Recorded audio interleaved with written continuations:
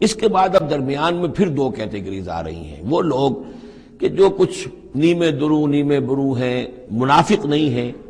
لیکن ہمت کی بہت کمی ہے، کچھ چلنا چاہتے بھی ہیں، کچھ نہیں چل پاتے ہیں،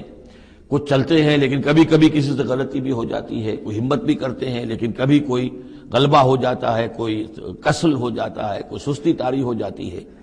اب ان کی کیٹیگری آ رہی ہے، لیکن ان کو بھی دو حصوں میں تقسیم کریں گے۔ وَآخَرُونَ اعْتَرَفُوا بِذُنُوبِهِمْ، اور کچھ لوگ اور ہیں جو اپنے گناہوں کا اعتراف کرتے رہتے ہیں، اپنی کوتاہیوں کا، جھوٹ نہیں بولتے، جھوٹا بہانہ نہیں بناتے، جھوٹی قسم نہیں کھاتے،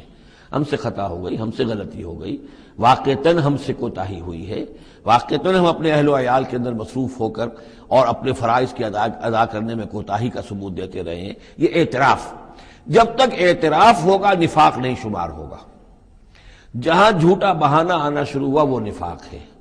اور جہاں جھوٹی قسم آ گئی وہ نفاق کی دوسری سٹیج ہے،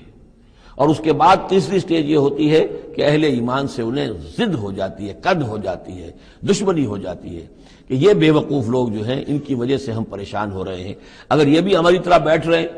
تو ہمیں بھی کوئی پوچھے نہیں اور کوئی ہمارے اوپر بھی کوئی عتاب نہ آئے۔ یہ چونکہ فوراً وہ تو جیسے ہی آواز آئی اور یہ چل پڑتے ہیں، لہذا بجائے اس کے کہ ان کے بارے میں اچھے احساسات و جذبات ہوں کہ چلیے اللہ ان کو توفیق دے رہا ہے، بلکہ ان سے ایک دشمنی اور ایک ان کے دلوں کے اندر عداوت پیدا ہو جاتی ہے، وہ ہے نفاق۔ یہ اور کیٹیگری ہے کہ جو نفاق سب سے نیچے کر لیجئے اور سب سے اوپر وہ دو ہیں، والسابقون الاولون من المہاجرین والانصار والذین اتبعوہم بإحسان۔ اب ان کے درمیان میں یہ دو سٹیجز ہیں۔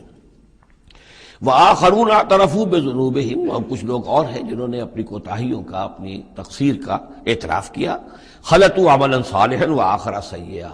انہوں نے کچھ گڈمٹ کیا ہوا ہے، نیک کام بھی کرتے ہیں، ایثار بھی کرتے ہیں، انفاق بھی کرتے ہیں، لیکن یہ کہ کبھی کوئی غلط کام بھی کر بیٹھتے ہیں، کوئی بری حرکت بھی سرزد ہو جاتی ہے۔ عسى اللہ ان یتوب علیہم،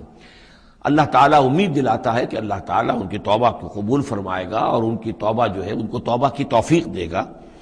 ان اللہ غفور الرحیم، یقیناً اللہ تعالیٰ غفور اور رحیم ہے۔